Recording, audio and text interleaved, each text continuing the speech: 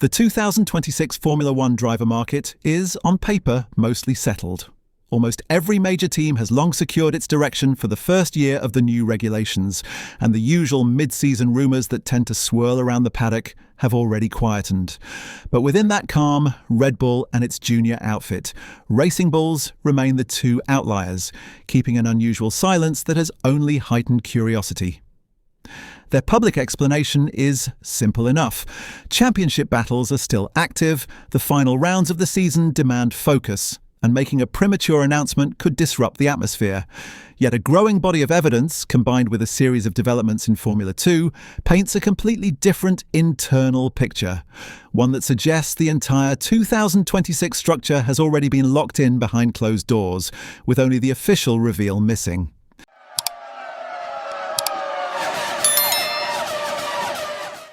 Inside Red Bull Racing itself, little has ever been ambiguous regarding one half of the lineup. Max Verstappen's long-term contract, competitive consistency, stature within the organisation, and near unmatched political influence mean his seat has never been in question. The uncertainty always revolved around the second car, and the way Red Bull traditionally handles that seat often tells you more about their internal philosophy than any press release they issue. According to the latest reporting from reputable German outlets, Red Bull has decided that Isak Hajar will step up from Racing Bulls to partner Verstappen.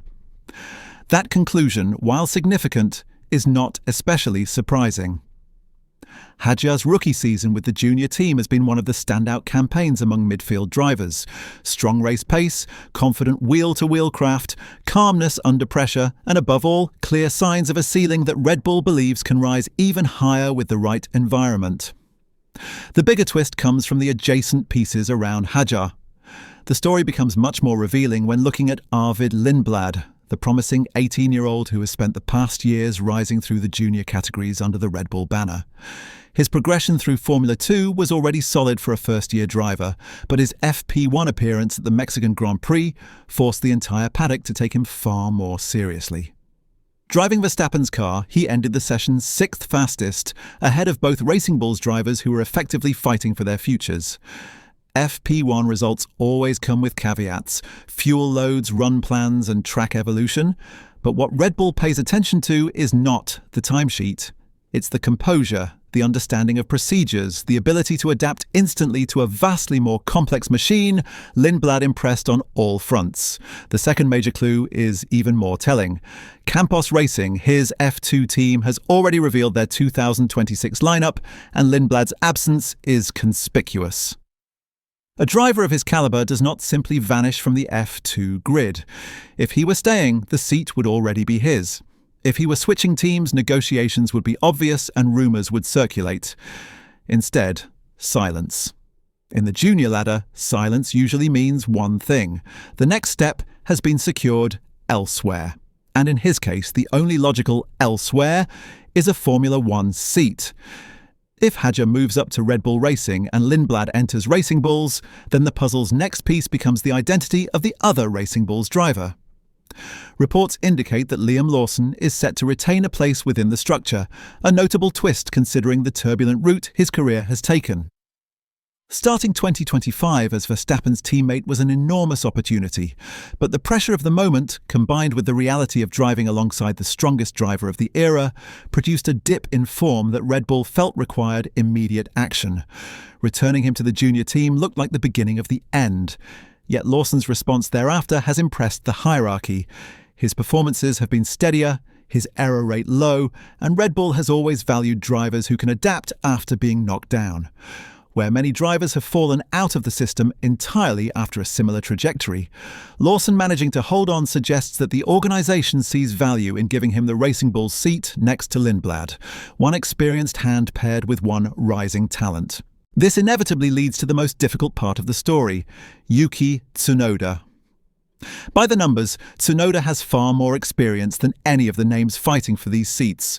Over 100 starts, multiple standout weekends, and a personality that has grown from fiery rookie unpredictability to a calmer, more consistent midfield operator. And yet, for all that growth, Red Bull has never treated him as a serious candidate for promotion to the senior team.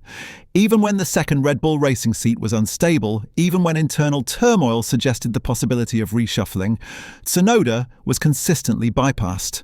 That, more than anything, was the clearest indication of the ceiling Red Bull believed he had reached.